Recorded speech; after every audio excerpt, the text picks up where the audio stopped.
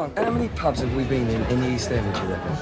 All of them, haven't we? Probably thrown out of most of them. And out of all those places of refreshment, which would you say are the tastiest bars there? Oh, no competition, Phil. That place in Wolford. The Queen something. Yeah. Queen Vic.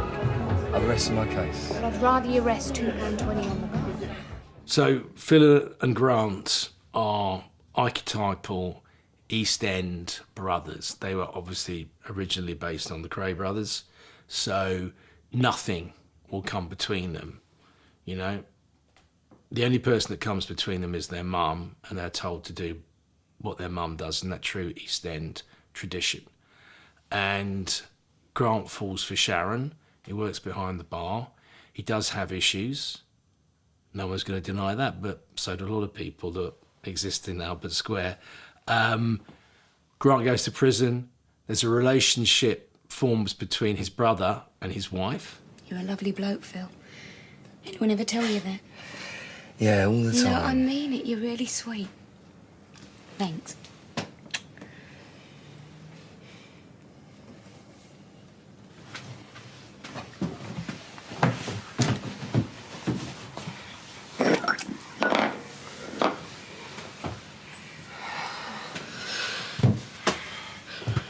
Phil! And so what happens is that Michelle, who is Sharon's best friend, Sharon is in the triangle, obviously. She is doing a thesis about relationships, and she records, as people did in the old days before mobile phones, on a cassette recorder. I think it may have been working class women and their relationships, wide subject. But inside that interview, they get drunk. They have a couple of glasses of bottles of wine, and Sharon, the recorder's going, and Sharon tells Michelle that she's had an affair with Grant's brother, Phil. That cassette gets lost. It turns up in Grant's car. Grant pulls it out to play a tune, and suddenly he's listening to his wife, who he's smiling about, listening to her talking to Michelle about being young and then being friends together. All you see is what he shows everyone else. But he's different with me. Gentler. If you say so. Way to go, Michelle. I do. He's my darling. And you're my darling too, sweetheart. And all of a sudden she starts telling Michelle about how she has slept with his brother. Pure soap.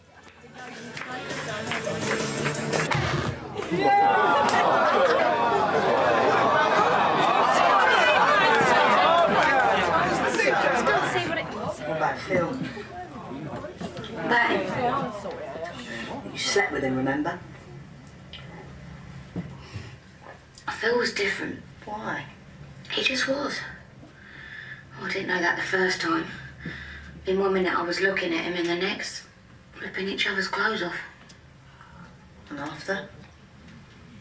Well, it was like Phil was a nice side of Grant, without the other stuff. I think that's why I fell in love with him. I didn't need Tear Stick to get into that state, because the emotions and the people that you're working with, you're close with them, and you get rhythms. You start working with a new actor on a job, you take time to feel how you pass the ball to each other. Whereas Steve and I, it was just natural. And it felt like two brothers. And many people today still think we are brothers. I had screen tested for a part in The Bill. I tried to drive a vehicle off with a cameraman still in the back attached to the leads to a scanner. So that went against me, and I realised it wasn't going too well. And the next day I had to put handcuffs on someone. So I was practising, and as I was absent-mindedly snapping the cuffs on, I actually cuffed my wrist. And when I went to the props guys to get the key, they wouldn't give it to me because I tried to kill a cameraman the day before. So I had to do the whole scene with my hand behind my back, a bit like Napoleon. Funnily enough, didn't get the part, but they thought of me for the part of Grant. So I think there was like hundreds of us to start with, but I got down to the last date. We screen tested on set at EastEnders. There were 4 Grants, 4 Phils. I didn't actually screen test with Steve. Next day I got the phone call, and within a week I was on set.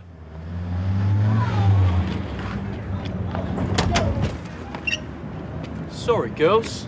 Didn't mean to scare you. See you down in Mecca next Monday.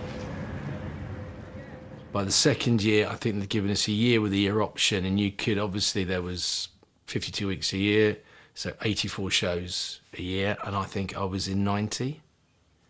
So it kicked, and within a year, Steve and I had suddenly just taken off inside the show, and that was that. We were lucky that the writers, in particular Tony Jordan and Tony McHale, liked the characters. You know, Steve and I were not long out of drama school. We looked very similar. We both were classically trained actors who were very, maybe overly interested in the method, where a lot of actors have got used to doing it in a very kind of easier way. We went, you know, if we were doing a scene in the Vic, when you walk in the doors, and we knew that about 2 weeks before, when you shoot the outside stuff out of continuity, that we were chasing down the road after someone, we wouldn't walk in like we just had a cup of tea. We'd do press-ups outside and we'd jog on the spot, so we came in hot and sweaty. And I think that, you know, I understand when people are in a long-running show, those things don't necessarily are important unless the director tells you to do it, but we were already on it. And I think we took it maybe too seriously in places, but I think that also paid off. You know, the Mitchell brothers have stood the test of time. Look, whatever I said, it was taken out of context. You know what the police are like. They'll take things any way they want. I bet you love putting a finger on Frank, didn't you? Look, all I said was he's a bit skint right now. It's hardly a criminal What are offence. you, brain dead, eh? If you kept your big mouth shut, Frank would be in the clear right now, wouldn't he? Instead of having the filth cooling all over him. Do you know, I never knew you two were so committed to the brotherhood of man. It's hard. Look, it was for yourself! Grant! Leave it. This doesn't concern you. I'm not having this in the Vic. You hear me? I'm not having it. Like I said, it doesn't concern you. You better have a damn good explanation. Letitia Dean has always been a powerhouse. I think of all the people that have been in that show, you've got to look to Tish and Steve for still carrying a lot of the heavy storylines. Call them heavy lifters, that's their nickname. And I would say Gilly, Talforth and Adam Woodjack. Over the years, and Gillian and Adam being originals, and Tish being an original, of course, and Steve and I joined like 5 years into the show's journey.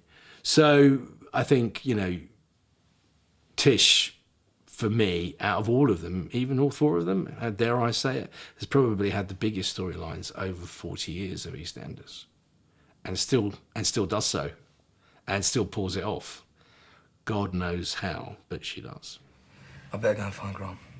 No, I can't leave him on his own, not after all this, can I? no, I know what he's like. He'll be walking around brooding on it, churning it over, then he'll go into one. Oh, look, she's worried about you. He'll kill him, and me too, probably. Couldn't happen to two nicer people. He won't come back here, will he? Someone described him as having toxic masculinity. I don't think anyone knew what toxic masculinity was. And for me, you know, Grant's a veteran. Grant served in the army. He was in the Falklands when he was very, very young. And I researched, you know, PTSD, you know, when people weren't even talking about it. And having been out to Afghanistan on a regular basis, you know, I've seen PTSD and I know what effect it can have on people in so many different ways. And PTSD is one word for numerous, you know, mental health issues. So, you know, I've never seen Grant as anything but someone who has many issues. As many people in EastEnders have many issues, because issues create drama, and it is a big drama. No one goes into the cafe and just orders a cheese sandwich. They order a cheese sandwich. And if you think you're doing that, that's why I take my hat off, if I have one, to all the people that have been in the show for a very long time, because it's an emotional drain. No, you're not. You know, you're not working in casualty, and you know you're not a police officer, and you're not dealing with life and death situations. But you're expected to act what it's like to be in a life and death situation on a regular basis.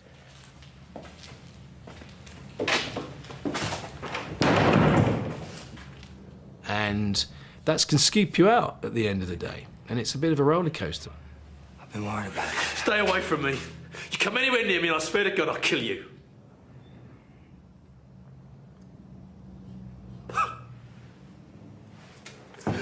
I had to keep thinking of sad thoughts for about 5 hours.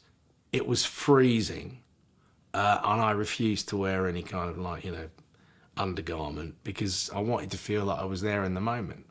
So I was pretty cold. I was trying to think of very sad thoughts to make my eyes continue to stream and my nose continued to snort, and it carried on snorting. I don't know why it did, but it did. Maybe because it was so cold. Move out of my way. No. But you can't go not like this. I mean, give it time, you're hurting now. Hurting? I can feel every stroke. You may as well have had a knife in your hand. Some of the lines, I can feel every stroke, you may as well have had a knife in your hand.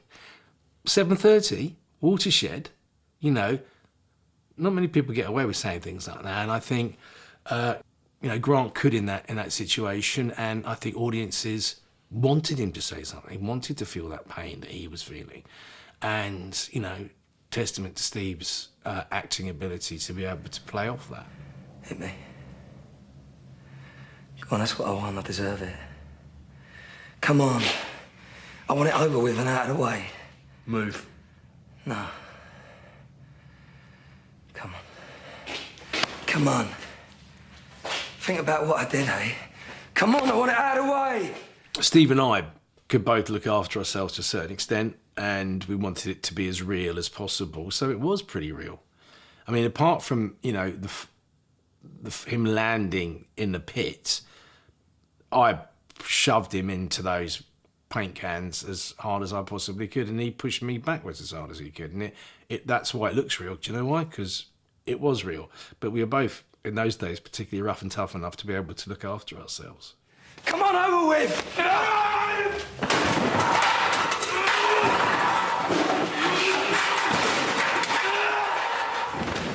I remember just at the end of it, you don't normally get applauses because we're moving on, and we got all the actors that were in the scene got a round of applause, which was nice because we'd all pulled it together, we'd all worked really hard, and I think the great thing about the cruise were we knew that this was a biggie, and we all feel that kind of, this isn't a cheese sandwich scene and an egg and bacon in the calf. This is proper big stuff. This is a culmination of a year's storyline.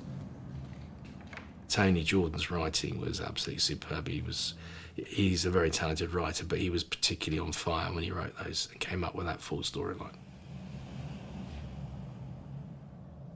People loved it, or millions of people tuned into that.